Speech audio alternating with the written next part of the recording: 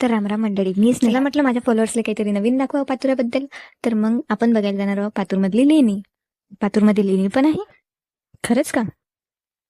हो, पातुरातली लेणी सुद्धा आहे. पातूर म्हणजे कोणतं? नानासाहेब पातूर. तर चला बघूया. सकाळची मस्तपैकी चांगली अशी सुरुवात, थोडंसं शेत फिरून आली. त्याच्यानंतर मी आणि मम्मी निकल पडे आपल्या पातूरची लेणी बघायसाठी. तर चला बघूया. बघायच्या पहिले एक मोठी समस्या होती. पूर्ण अख्ख्या रस्त्यावर एक सुद्धा ॲटो नव्हता. हम राह देखते देखते ही थक गई. शेवटी मग कुठे जाऊन मी पोचली पातुरात. कोणी पातूरमधलं असलं तर हे पाहिल्यानंतर ओळखतानाच हे काय एकदम शिवाजी महाराजच्या किल्ल्यासारखंच वाटते का नाही. मग त्याच्यानंतर आम्ही निघालो लेणी बघण्यासाठी. ही लेणी आहे रेणुका माताचे मंदिर आहे, त्याच्याच ठीक जवळ आहे. हा असा रस्ता जाताना दिसतेच. आमच्या लेणी देखणे. हे जे मी तुम्हाला पहिल्या व्हिडिओमध्ये दाखवलं, इथे एक गेट येते, त्या गेटमधून जायचं आणि मग त्या एकदम त्या रस्त्याला फॉलो करत करत यायचं. लेणी ऑटोमॅटिक दिसूनच जाते.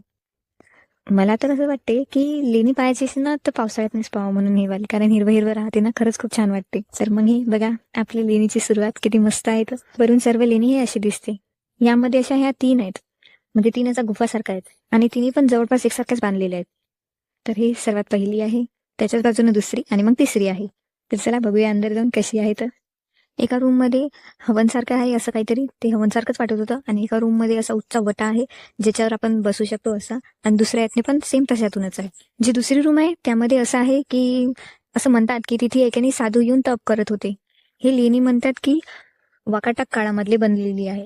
अंदर खूप अंधार होता म्हणून काही अंदर जास्त दाखवलेलं नाही आहे आणि भीती पण खूप वाटत होती. हा मग असा होता या लेणीचा इतिहास. मी जेवढं ऐकलं तेवढं तुम्हाला सांगितलं. याच्यापेक्षा काही जास्त असेल तर ते सांगेन मी नंतर कधी. मी असं सुद्धा ऐकलेलं आहे की हे जे इथे सिमेंटचे कट्टे ठेवलेले आहेत ना, त्याच्या मागे म्हणतात एक रस्ता आहे आणि तो रस्ता काशीमध्ये निघते. आता नेमकं ती गोष्ट खरी आहे की खोटी आहे काय माहित. तर मग चला, मी आणि माझी मम्मी निघाली दुसऱ्या ठिकाणी जाण्यासाठी. तर ती दुसरी ठिकाण कोणती आहे माहीत करून घेण्यासाठी माझ्या नेक्स्ट ब्लॉगची नक्की वाट बघा. बाय, भेटूया उद्याच्या नेक्स्ट व्हिडिओ.